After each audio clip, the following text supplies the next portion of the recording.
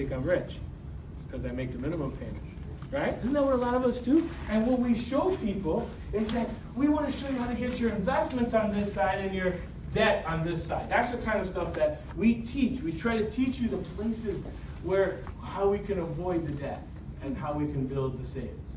So that's the growth.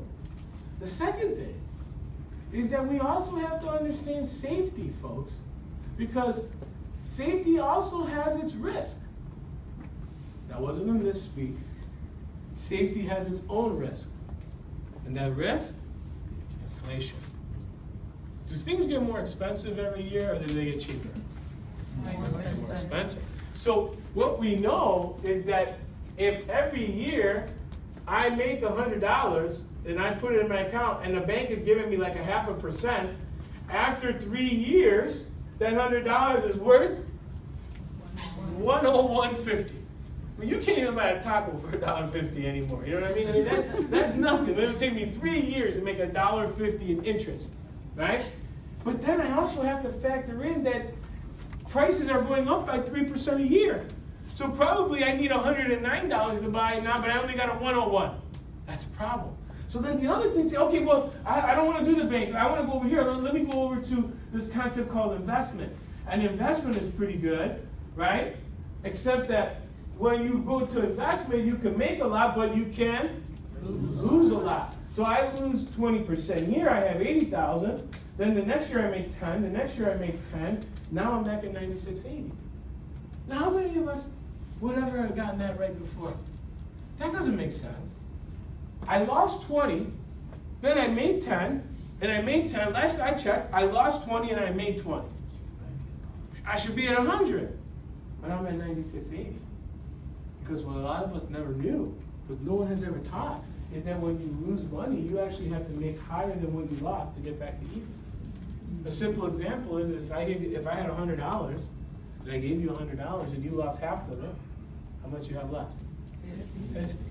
But now that 50, what percentage do I have to make on the 50 to get back to 100? 100%. So let me get this right. I had $100, I lost 50%, I'm at $50. But now to get back to $100, I gotta make 100%. No, I never knew that. I had a finance degree, they didn't teach me that. That's why when I started coming to the center, I started realizing, man, I better do something. So there's an index concept out. It's one of the concepts. It's not all that we do. It's one idea. I have no idea if you would even qualify for it, to be honest. But in this index concept, there's an idea here that in a negative year, your account gets credited positive. But in an up year, you also go up, but you don't go down in a negative year. Now the up has a cap. That cap is anywhere from 12 to 15% depending on the product. And those caps are there. But what's nice is you go up, but you can't go down. Is that pretty good? Yeah. So that's called an index concept. What about tax advantages, right? We have products that are taxable right now. We have products that are taxable later. And we have products that we say are tax exempt or tax advantaged. These type of products are great products, but every year you get taxed. But in a pension, an IRA, and these type of products, they delay the tax. You pay the tax later.